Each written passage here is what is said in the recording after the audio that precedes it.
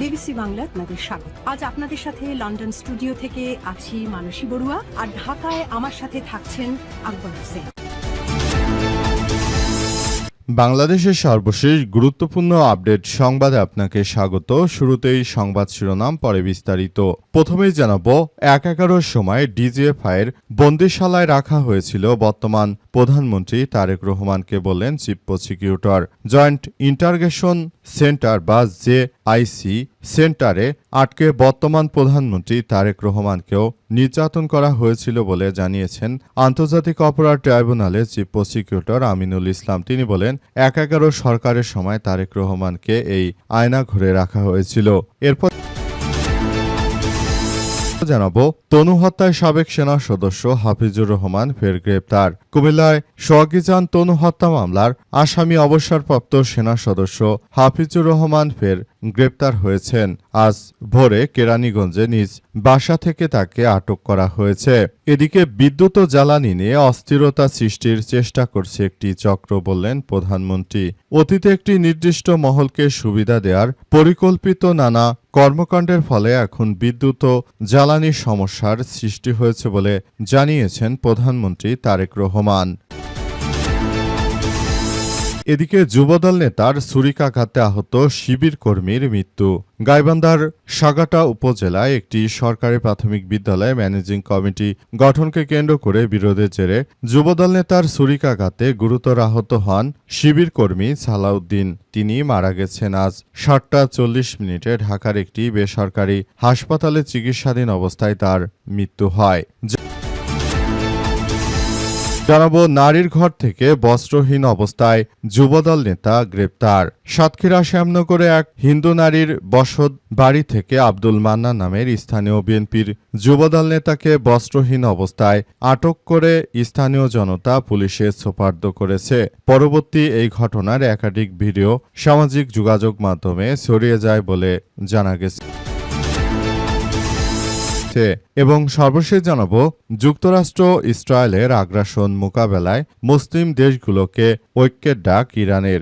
ইরানের পররাষ্ট্রমন্ত্রী প্রতিবেশী দেশগুলোর প্রতি আত্মনির্ভরশীলতা এবং প্রকৃত ভ্রাতৃত্ববোধ ধারণের আহ্বান জানিয়ে তিনি বলেন, বিশ্বের সবথেকে উন্নত সামরিক শক্তির বিরুদ্ধেও ইরানের সশস্ত্র বাহিনী নিজের সক্ষমতার প্রমাণ দিয়েছে। খবর মেহের নিউজ এজেন্সির। প্রিয় দর্শক, এতক্ষণ শুনছিলেন সংবাদ শিরোনাম, এবারে বিস্তারিত।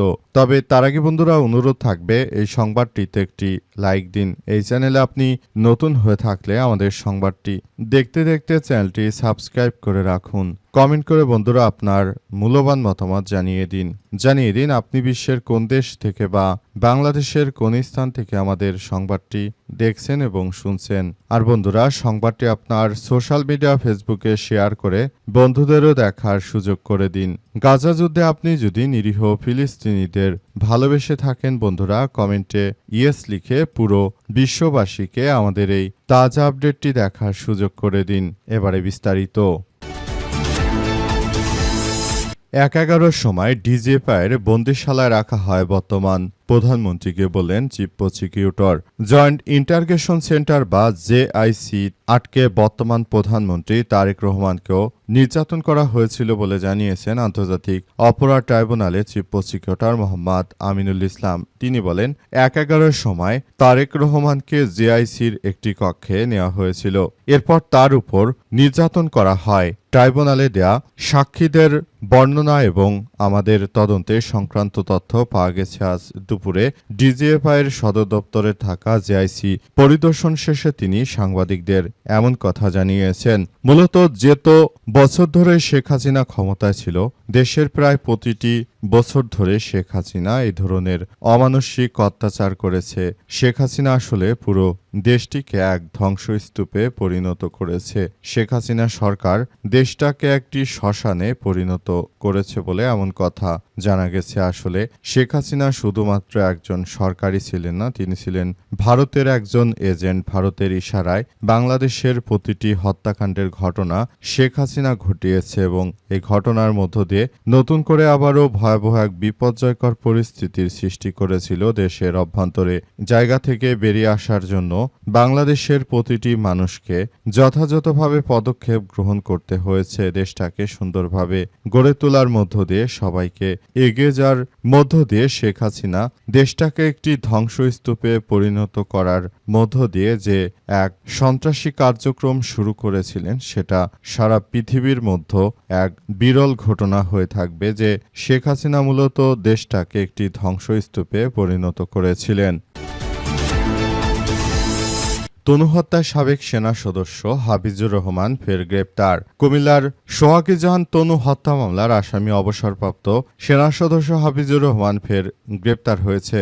আজ কেরানীগঞ্জের নিজ বাসা থেকে তাকে গ্রেপ্তার করেছে পুলিশের ব্যুরো অব ইনভেস্টিগেশন বা পিবিআই। দুপুরে বিষয়টি নিশ্চিত করেছে সংস্থাটির police super media Abu Yusuf. তিনি জানান যে আদালতের আদেশ প্রতিপালন না করা এবং একই সাথে পুলিশের প্রতি তাকে গ্রেপ্তারের নির্দেশনায় থাকায় ফের গ্রেপ্তার করা হয়েছে আদালতের আদেশের প্রেক্ষিতে এবং আসামি পালিয়ে যাওয়া ঠেকাতে কেরানীগঞ্জে নিজ বাসা থেকে গ্রেপ্তার করে পিবিআই তাকে কুমিল্লা আদালতে প্রেরণ প্রক্রিয়াধীন অবস্থায় রয়েছে। তিনি আদালতের আদেশ প্রতিপালন না করা এবং একই আদেশে পুলিশের প্রতি তাকে গ্রেপ্তারের নির্দেশ থাকায় তাকে ফের গ্রেপ্তার করা হয়েছে আদালতের আদেশের পরিপ্রেক্ষিতে এবং আসামির পালিয়ে যা ঠেকাতে কেরানীগঞ্জ নিজ বাসা থেকে তাকে আটক করার ঘটনা ঘটে। মূলত তিনি সরাসরি হত্যাকাণ্ডের ঘটনার সঙ্গে জড়িত ছিলেন, কিন্তু উচ্চ আদালতে টাকা দিয়ে তিনি মূলত জামিন পেয়ে যাওয়ার পর সারা দেশের মিডিয়ায় যখন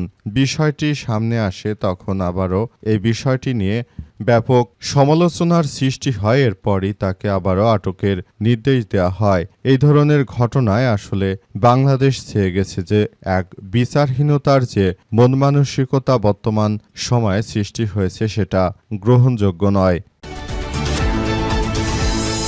বিদ্যুৎ জ্বালানি নিয়ে অস্থিরতার চেষ্টা করছে একটি চক্র, বললেন প্রধানমন্ত্রী তারেক রহমান। দেশের বর্তমান বিদ্যুৎ বিভাগ সহ দেশের প্রতিটি সেক্টরে যেভাবে কার্যক্রম শুরু হয়েছে, এতে করে বর্তমান সরকারের বিরোধিতা করে একটি চক্র বর্তমান বিদ্যুৎ সেক্টরকে ধ্বংস করার চেষ্টা করছে বলে অভিযোগ পাওয়া গেছে। অবস্থায় তারেক রহমান জানিয়েছেন যে সবাইকে ধৈর্য ধারণ করতে হবে, তবে সরকার ক্ষমতায় এসেছে সেটি 5 মাস হয়ে গেছে। অবস্থায় বাংলাদেশে তো বিদ্যুতের কোনো সংকট ছিল না।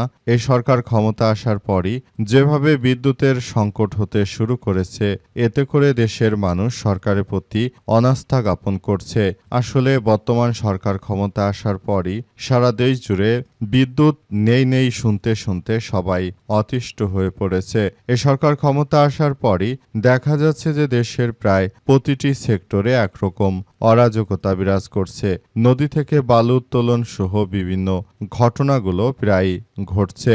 বিএনপি সরকারের নেতাকর্মীরা চাঁদাবাজি, রাহাজানি, ছিনতাই, ডাকাতি, চুরি এমন কোনো অপরাধ নেই যেটা না করছে। পাশাপাশি এখন তারা সরকারের পক্ষ থেকে কার্ড দেওয়ার বিভিন্ন কথাবার্তা বলে তারা দেশের মানুষের সঙ্গে যে ধরনের কার্যক্রম চালাচ্ছে, এতে সাধারণ মানুষ তাদের প্রতি আর আস্থা রাখতে পারছে না। তাই সরকারের বিরুদ্ধে প্রতিনিয়ত দেখা যাচ্ছে দেশের বিভিন্ন জায়গায় মানুষজন এবার কথাবার্তা বলতে শুরু করেছে।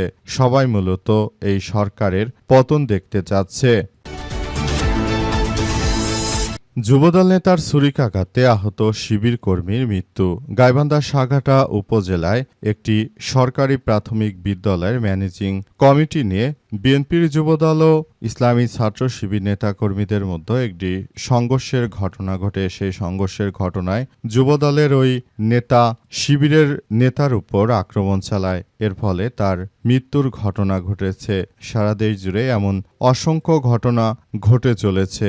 আসলে সবকিছুর জন্য বিএনপির এই সন্ত্রাসী যুবদলের নেতাকর্মীরা দায়ী। বর্তমান সময়ে যুবদল নেতা নয়নের নেতৃত্বে যেভাবে দেশের মধ্যে বিশৃঙ্খল পরিস্থিতির সৃষ্টি হচ্ছে, এর দায় কোনোভাবেই আসলে বিএনপি এড়িয়ে যেতে পারবে না।